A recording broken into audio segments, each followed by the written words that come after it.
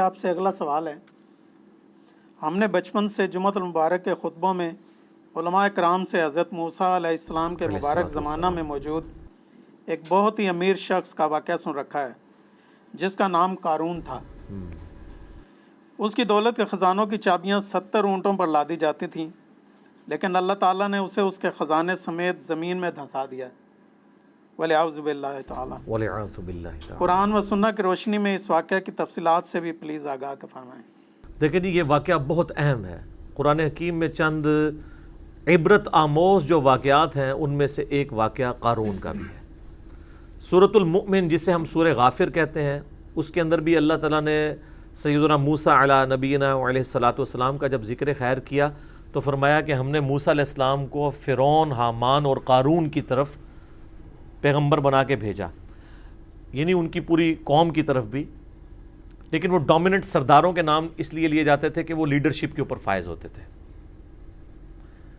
تو فرعون کا تو سب کو پتہ ہے، حامان اس کا وزیر تھا۔ یہ قارون جو ہے نا، یہ اس اعتبار سے بڑا امپورٹنٹ تھا کہ قارون جو ہے یہ موسیٰ علیہ السلام کا کزن لگتا تھا رشتے میں۔ یہ تورات میں ہمیں اس کی ڈیٹیل ملتی ہے اور قرآن بھی اس کو سپورٹ کرتا ہے، وہ میں سورۃ القصص سے آپ کو انشاءاللہ آیات پڑھ کے بھی بتاؤں گا۔ تورات میں ہمیں یہ ملتا ہے کہ یہ حضرت موسیٰ علیہ السلام کا کزن تھا، بنی اسرائیل میں سے تھا، آل فرعون میں سے نہیں تھا۔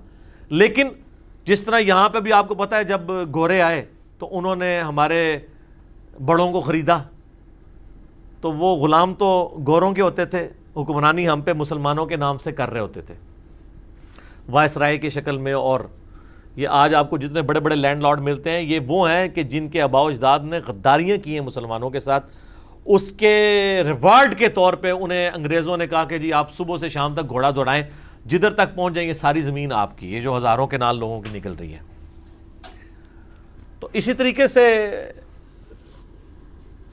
جو حضرت موسیٰ علیہ السلام کا یہ کزن تھا قارون، یہ ہے بنی اسرائیل میں سے تھا، لیکن حکومت کے ساتھ ملا ہوا تھا، اور بجائے یہ کہ بنی اسرائیل کی کوئی بہتری کی بات کرتا، الٹا یہ بنی اسرائیل کے اوپر ظلم ڈھاتا تھا، اور فرعون کا آپ سمجھ لیں ایک وزیر کی حیثیت سے تھا۔ یہ سورۃ القصص کے اندر اللہ تعالیٰ نے اس کا واقعہ ڈیٹیل سے بیان کیا ہے۔ سورۃ القصص سورت نمبر ہے 28 اور پارہ نمبر 20 کے اندر آپ بالکل اینڈ پہ چلے جائیں نا، آیت نمبر 76 سے آنورڈ۔ اعوذ باللہ من الشیطان الرجیم، بسم اللہ الرحمن الرحیم۔ ان قارون کان من قوم موسیٰ، بے شک قارون موسیٰ کی قوم میں سے تھا۔ اب یہ قرآن نے سپورٹ کر دیا کہ وہ آل فرعون میں سے نہیں تھا، ہے بنی اسرائیل میں سے تھا، اور تورات میں ہمیں ڈیٹیل ملتی ہے کہ وہ ان کا چچا زاد لگتا تھا، پیغمبر کا رشتہ دار بھی ہے، کافر ہے تو مردود ہے۔ ہمارے محبوب علیہ السلام کا رشتہ دار ابو لہب مردود ہو گیا۔ فبغى علیہم، لیکن اس نے بغاوت کی ان کے اوپر۔ وآتیناہ من الکنوز ما ان مفاتحہ لتنوء بالعصبۃ اولي القوہ۔ اللہ فرماتا ہے ہم نے اس کو ایسے خزانے دیے تھے کہ جس کی چابیاں ایک بہت بڑی جماعت اٹھاتی تھی۔ یہ 70 اونٹوں والی بات تو، یہ 70 اور اونٹ تو ویسے ہی سال لگ جاتے ہیں نا، قرآن میں اتنا ہی ذکر ہے کہ بہت بڑی جماعت تھی جو صرف چابیاں اس کی اٹھاتی تھی۔ ہو سکتا ہے اونٹوں کے اوپر وہ لاتے تھے تو 70 بھی، یعنی بڑی 70 کا عدد ویسے عربی زبان میں کثرت کے لیے بھی استعمال ہوتا ہے۔ اذ قال له قومه لا تفرح، جب اس کی قوم نے اس سے کہا کہ مت شیخی بگاڑ، ان اللہ لا يحب الفرحین، بے شک اللہ تعالیٰ شیخی بگاڑنے والے کو پسند نہیں کرتا۔ دولت آتی ہے تو شیخی تو پھر بگاڑتا ہی ہے نا انسان، الا ماشاء اللہ۔ وابتغی فیما آتاک اللہ الدار الآخرہ، اور جو اللہ نے تجھے اتنا مال دیا ہے اس سے آخرت کی زندگی طلب کر، مراد کے اللہ کی راہ میں خرچ کر۔ جو بخاری مسلم میں حدیث ہے کہ انسان کہتا ہے میرا مال میرا مال میرا مال، حالانکہ تیرا مال تو وہ ہے جو تو نے کھا کے ختم کر لیا یا پہن کر بوسیدہ کر لیا، باقی تو تیرے ورثاء کا مال ہے۔ یا پھر تیرا مال وہ ہے جو تو نے اللہ کی راہ میں خرچ کر کے آخرت کے لیے محفوظ کر لیا۔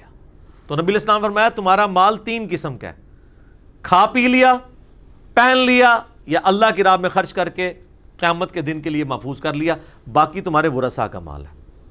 ایک اور حدیث ہے بخاری و مسلم میں، نبی صلی اللہ علیہ وآلہ وسلم نے فرمایا انسان کے 3 دوست ہیں، 2 دنیا میں رہ جاتے ہیں، صرف ایک ہی قبر میں جاتا ہے، اس کا مال اور اس کے رشتہ دار وہ قبر سے باہر رہتے ہیں، اس کے اعمال 7 قبر میں جاتے ہیں۔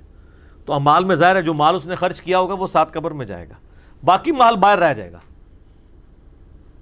ایک اور حدیث ہے بخاری اور مسلم میں، نبی صلی اللہ علیہ وآلہ وسلم نے فرمایا ابن آدم کے پاس اگر سونے کی 2 وادیاں ہوں تو وہ خواہش کرے گا میرے پاس تیسری بھی آ جائے، اس کا پیٹ صرف قبر کی مٹی بھرے گی۔ اسی لیے بخاری و مسلم دونوں میں آتا ہے، نبی صلی اللہ علیہ وآلہ وسلم نے فرمایا اے اللہ محمد اور آل محمد صلی اللہ علیہ وآلہ وسلم کو بس اتنا ہی رزق دینا کہ ان کی روح اور جسم کا رشتہ برقرار رہے، یعنی سبسسٹنس لیول کے اوپر۔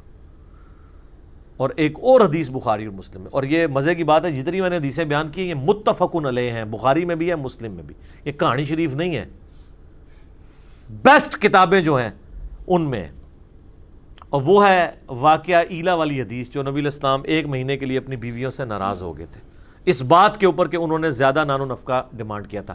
زیادہ کیا تھا؟ کچھ بھی نہیں تھا زیادہ، لیکن وہ نبی علیہ السلام کے فقر کے اعتبار سے زیادہ تھا۔ تو سورۃ الاحزاب کی آیات نازل ہوئی کہ اپنی بیویوں کو اختیار دیں کہ میں تمہیں مال دے کے چھوڑ دیتا ہوں، اور اگر تم اللہ اور اس کا رسول اور آخرت کا گھر چاہتی ہو پھر اسی غربت میں نبی علیہ السلام کے ساتھ گزارا کرنا ہے۔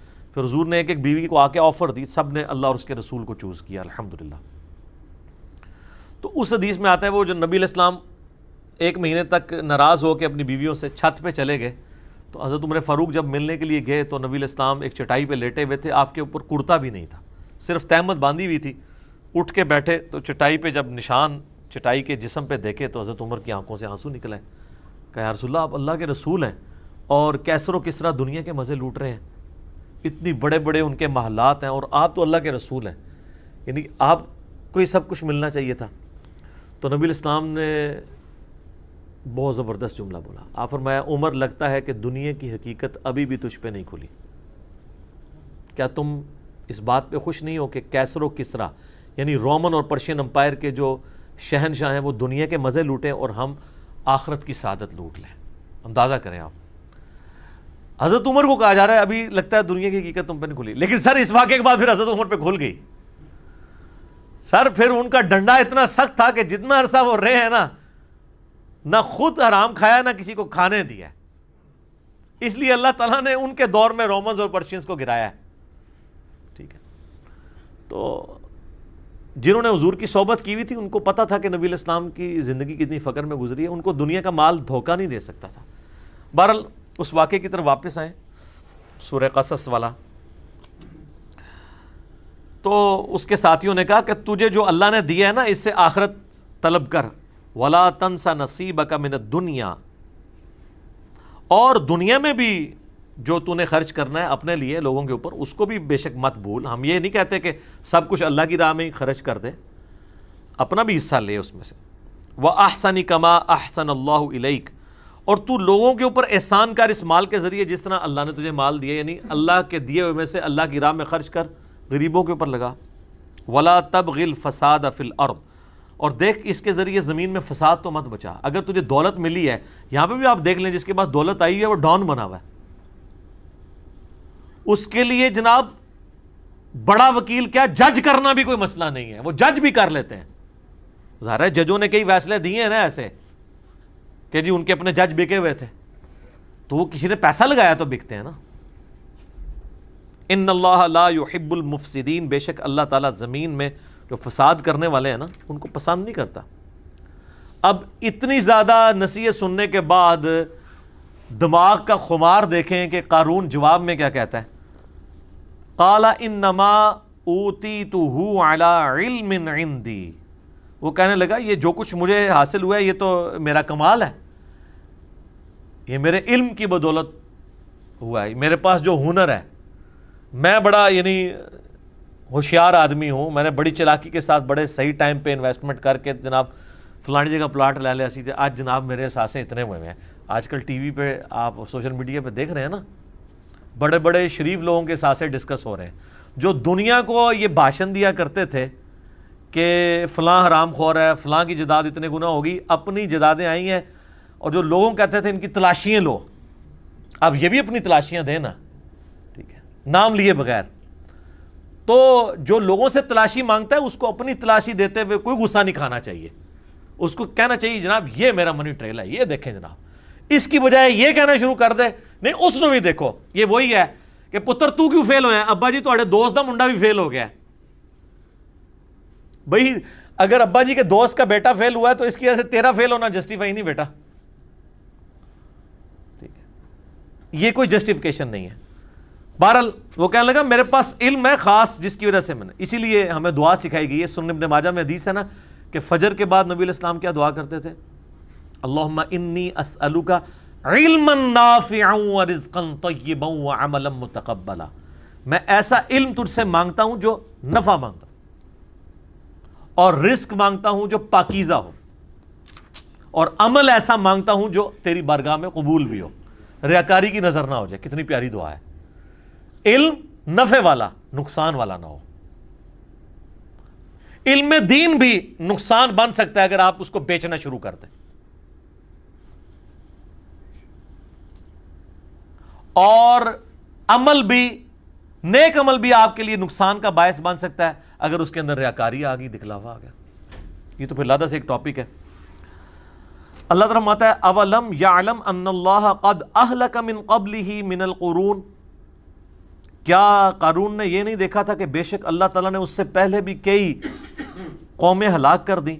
من ہوا اشد منہ قوۃ واکثر جمعا, جو اپنی قوت اور مال جمع کرنے کے اعتبار سے قارون سے بھی زیادہ مال تھا ان کے پاس. اللہ تو وہ ہے جس نے ان کو بھی ہلاک کر دیا تھا, تو یہ قارون کو اپنے جو مال کے اوپر اتنا بڑا زوم ہے یہ کس بنیاد پہ تھا. ولا يسأل عن ذنوبهم المجرمون, اور جو مجرم ہیں ان سے ان کے گناہوں کے بارے میں نہیں پوچھا جائے گا. یہ نہیں پوچھا جائے گا, یہ لٹریچر کی زبان میں بات ہو رہی ہے کہ اللہ تعالیٰ کو پوچھنے کی ضرورت نہیں ہے, اس کو پتہ ہے کہ انہوں نے کیا کرتوت کی ہیں. یعنی جب عذاب آئے گا تو پھر نہیں پوچھا جائے گا کہ حضرت صاحب من عذاب لے آئیے توڑے, بغیر پوچھے اٹھا کے تو اللہ تعالیٰ ان کو تباہ و برباد کر دے گا. اور یہی قارون کے ساتھ ہوا ہے. جناب سنیں, یہ بھی ڈراپ سین آ رہا ہے اس کا. فخرج علی قومہ فی زینتہ, تو ایک دن وہ بڑی زینت کے ساتھ, آج کے دور میں آپ کہہ لیں کہ جی بڑی مہنگی گاڑی کے اندر بڑے مہنگی گھڑی پہنے ہوئے اور بڑے مہنگے جوتے اور کپڑے پہنے ہوئے نکلا. قال الذین یریدون الحیات الدنیا, تو وہ لوگ جو دنیا کی زندگی کے طلبگار تھے وہ کہنے لگے یا لیت لنا مثل ما اوتی قارون, کاش ہمیں بھی اتنا مال ملتا جو اللہ نے قارون کو دیا. یہاں پہ بھی آپ دیکھ لیں نا, کسی کی فلم بھی کامیاب ہونا وہ کہتا ہے اللہ کا فضل ہے. جس نے حرام خوری سے بہت زیادہ پلاٹ بنا لیے وہ بھی کہتے ہیں جی اللہ کا فضل ہے, تھوڑے سے مال میں اللہ نے برکت دی ہے, جی میں تو کچھ بھی نہیں سا وہ فضل ہے. تو ڈیپ ڈیپ کرو تو پھر تو پتہ لگے انہیں کتنے کتنے کام پائے نے اتنے تک پہنچنے واسطے. بعض لوگ ناراض ہوئے ہیں, میں نے یہ جو دعویٰ کیا تھا نا کہ جو بھی ارب پتی ہے نا میرے بھائی, کہیں نہ کہیں اس نے ڈنڈی ماری ہے. رزق کے حلال رزق کے اوپر کوئی شخص اتنا اوپر نہیں کبھی جا سکتا, کہیں نہ کہیں اس نے کمپرومائز کیا ہے اصولوں کے اوپر. تو اس کے نا جواب میں کئی لوگوں نے نیچے کومنٹس کیے کہ علی بھائی اس کا مطلب ہے آپ یہ کہہ رہے ہیں کہ حضرت عثمان نے بھی کیا ہے. یہ یار بات کر رہے ہیں تواڈے بابیاں دی, تسی پہنچ گئے ہو خلفائے راشدین ہوتے, ٹھیک ہے, ہم تو آپ کی بات کر رہے ہیں. ان کی تو سند نازل ہوئی ہے قرآن و سنت میں, اور دوسرا ان کے پاس وہ مال نہیں تھا جو آپ کے پاس مال ہے. خلفائے راشدین کا تو سارا مال جمع کریں تو ایک ایک پراپرٹی ڈیلر کے پاس اس سے زیادہ مال موجود ہے. تو ان کی مثال آپ لوگ کیوں دیتے ہیں؟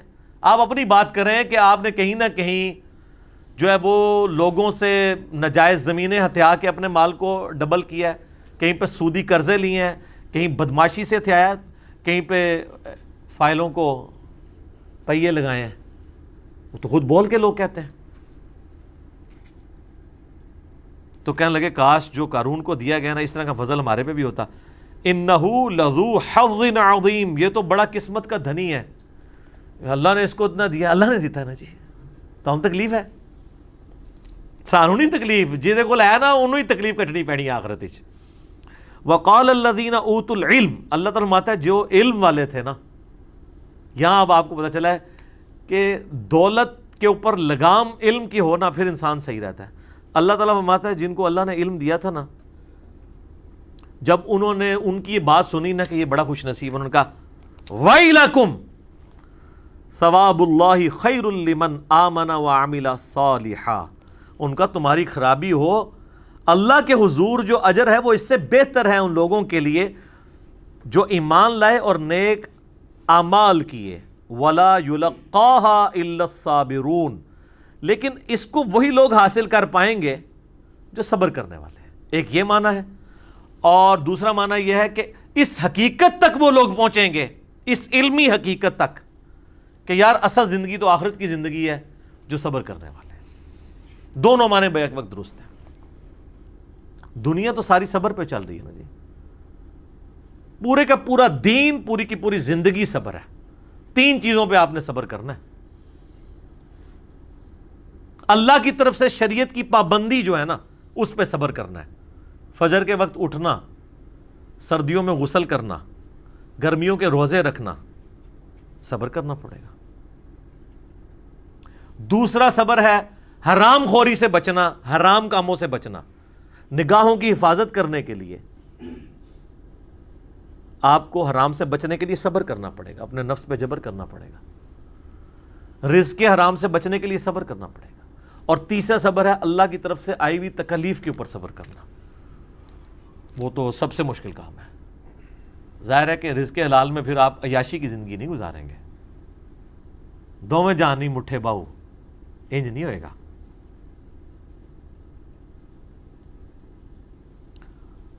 فَخَسَفْنَا بِهِ وَبِدَارِهِ الْأَرْضِ، تو اللہ تعالیٰ ہمارا ہم نے اس کو اس کے محل سمیت، خزانے سمیت زمین میں دھسا دیا۔